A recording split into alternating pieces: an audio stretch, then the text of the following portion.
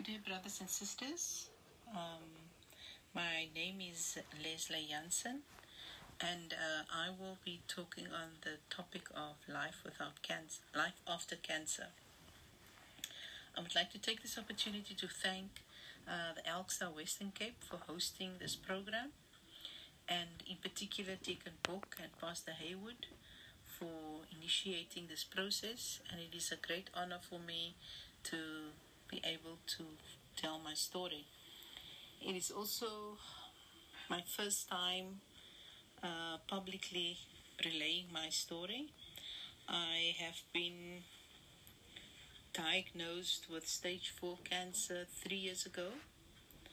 I was given a medical diagnosis that I was in the final stages of cancer. My doctor at the time actually told me that he cannot guarantee that I'm going to make it. So yes, I faced a situation where I had to face death or near death, and it is not something I will wish on anyone, but I've been there, and with God's grace I made it back to where I am now. My medical situation at the time was such that I was not able to walk. I was not able to breathe, barely. I was not able to lie down. The most I could do in one day was to actually get up to the bathroom and take a shower. And then it took me for most of the day to recover from just that action.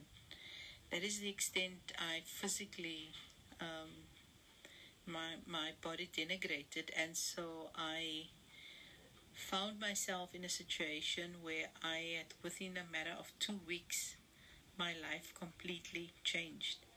I was preparing to do an international trip at the time, to go to Germany.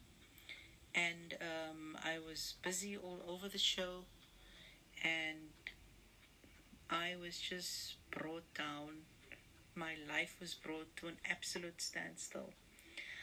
I just experienced, some symptoms of tiredness, fatigue, and my throat started to some swollenness to it.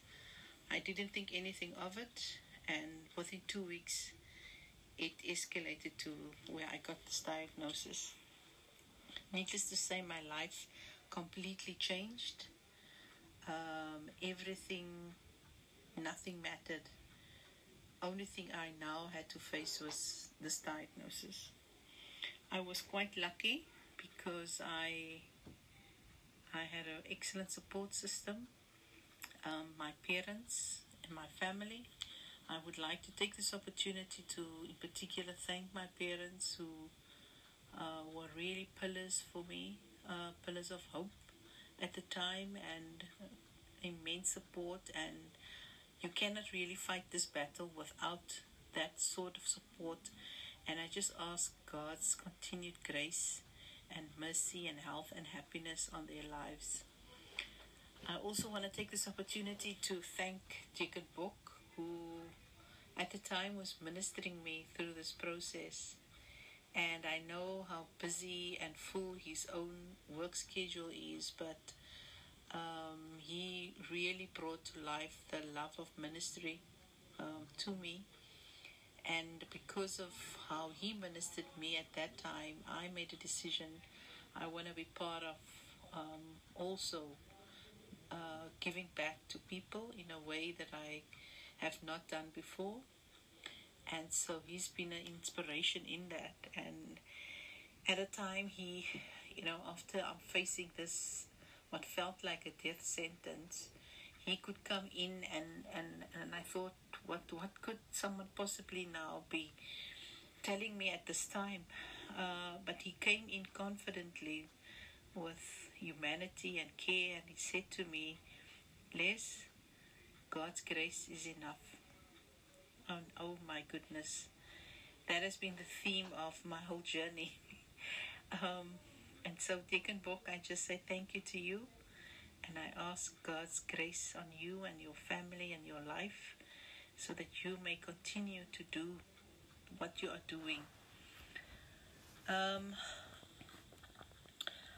In terms of my diagnosis, I went a full yard. I underwent chemotherapy. I had hair loss. I had everything that came with cancer. I was very fortunate. I also had supportive. My work was very supportive. But I had the full journey that I had to face.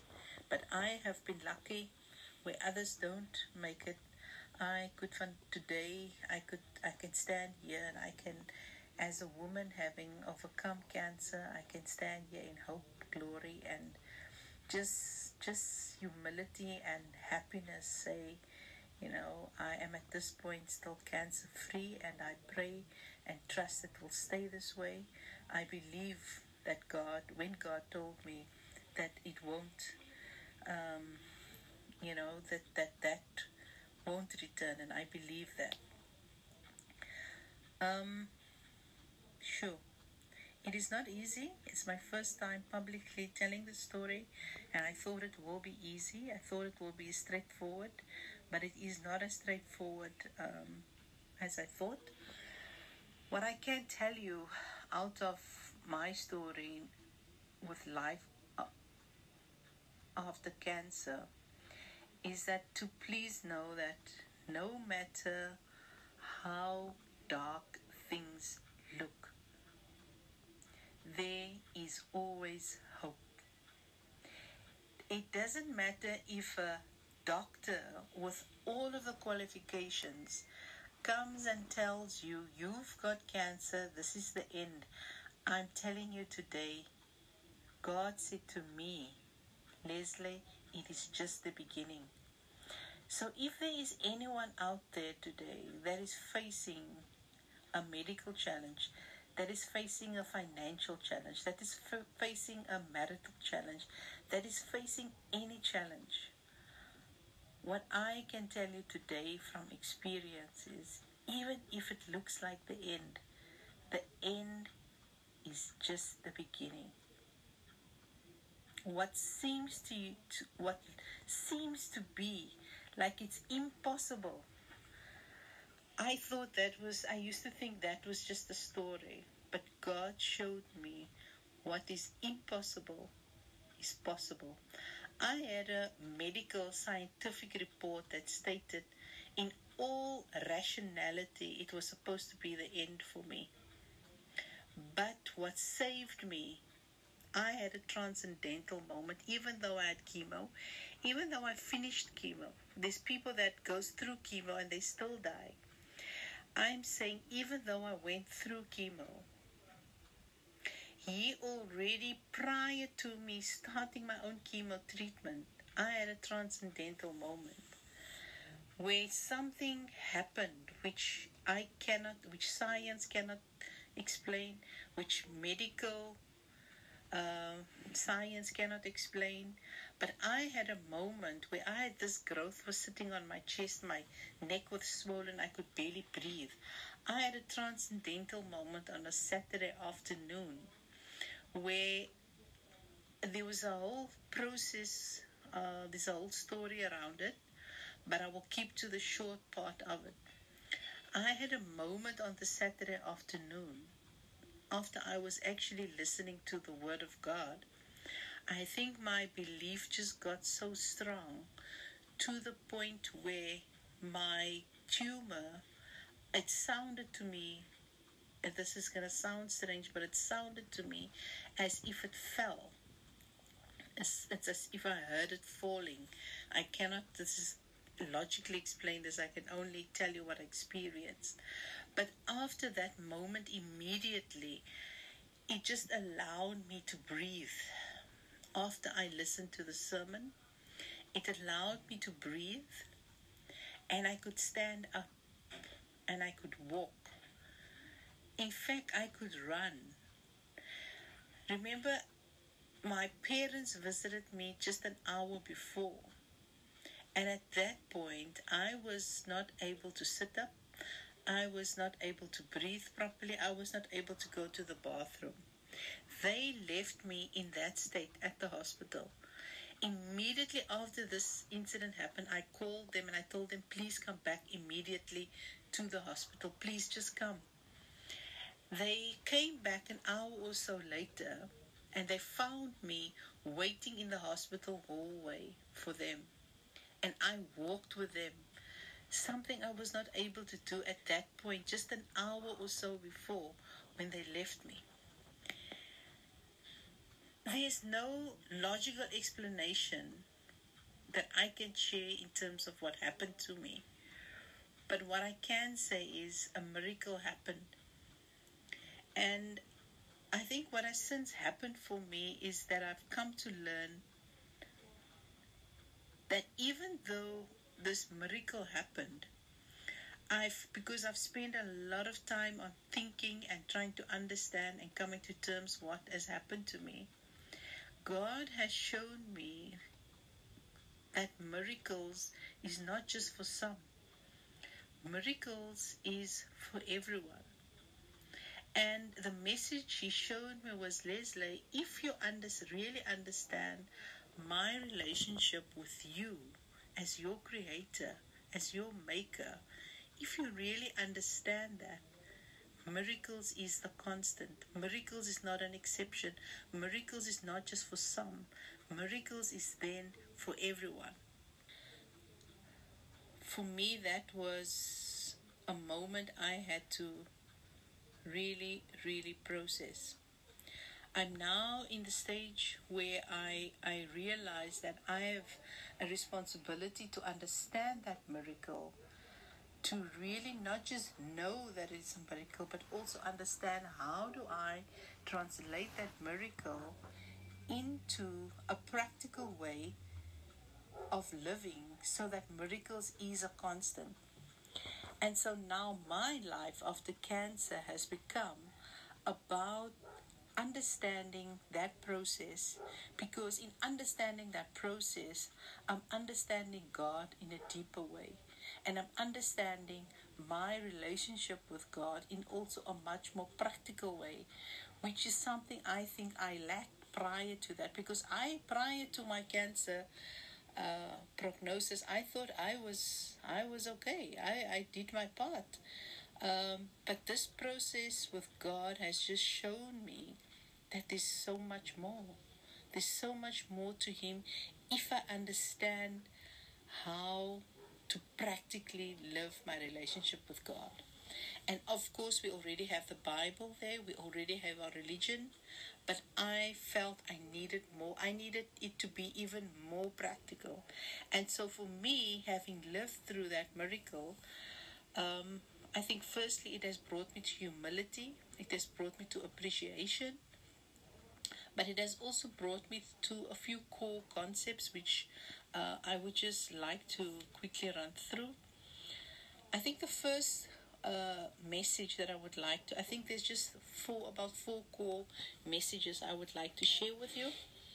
I think the first point I want to make, and it is not that the Bible already says all of these things. It is just now I have finally experienced it. And for me to have experienced what God is already saying in His Word was something I'm not able to put into words. And one of the things I experienced and what I got reminded about again is that I am limitless. I am limitless. If I am connected to God, I can literally do anything. The things that has happened in my life, I mean, it is still unbelievable. Secondly, I've also come to understand and appreciate the importance of, no matter in what situation you find yourself, to make sure that you have your mind right. It's a simple thing, but it's powerful. Because when we face situations or we face problems, the first thing we go into is defense mode, fighting, fear, in all of these things that really cuts us off of our power with God. But if we are staying centered, if we stay plugged into God, if we stay connected to Him, it allows us to get our mind right and to ensure that we make the best decisions that that moment needs from us. I also came to, secondly or thirdly, from this process, I came to also get reminded of the fact that, Lesle, you don't dream anymore. In fact, sometimes we get so busy and tied up with life, we don't allow ourselves to dream. We're thinking, I've got bills to pay, I've got responsibilities. There's no money, there's no time for dreams, for dreaming. I'm here to tell you today that it is your God-given gift. It is your responsibility to discover that God-given gift. It is your responsibility to dream. It is your responsibility to make sure why God chose you out of millions of options to be here on earth, to be created and to live your life here. He's put you here with a divine mission, a gift uniquely only to you. No one else is your unique gift. You are, your whole blueprint from your head to your finger is unique. So your role and mission and gift to contribute to this life, He gave to you, to only you. What is yours is only yours. And it comes through you allowing yourself to dream. You have to look at yourself. What is your passions? What is it that you are naturally good at? What is it that only you are able to do better than others? You have to do the work of finding that, of discovering that, and that comes with allowing yourself to dream about possibilities. The most successful people you find out there is really people that trusted the gift that God gave them. And because the Bible speaks of that, your gift comes with money. We all know that, yeah? And then I think just lastly, as women, in closing, I would just like to, I think, just encourage, us as women. We have a unique and special role on this earth. We're the caretakers. We're the creators. We're I think God's favor was on us. We after Adam was created, it wasn't enough. Life became really perfect when we came. We had a unique role, and we had to fill something that was already perfect. That is powerful. And I think as women, we carry so much, and sometimes we even want to carry what is meant for our men. But it is important that we as women, we also tap into that special power that God gave us, that we reconnect with that we celebrate it, that we strengthen it. Because only when we align with not only our passion, our unique gift, our limitlessness, aligning with our dreams, aligning with what He uniquely gave us, and ultimately as women of God, once that alignment happens, miracles is possible. So from my side, if you're interested to take this conversation forward, I will be starting the first module with the first group of people for us to, in much more practical ways, explore these tools and approaches.